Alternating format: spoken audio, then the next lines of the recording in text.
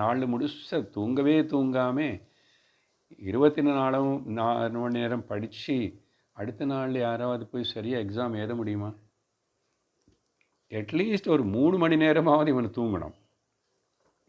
2 மணி நேரமாவது அந்த டீப் ஸ்லீப்புக்குள்ளே போனாதான் இவனுக்கு திரும்பி தெம்பு வரும்.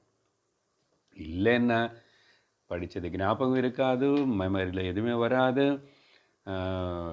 அங்கே எக்ஸாம் ஹாலுக்கு போய் அப்புறம் அங்கே தூக்கம்தான் வரும். எல்லாம் பிளாங்காக இருக்கும் இல்லையா?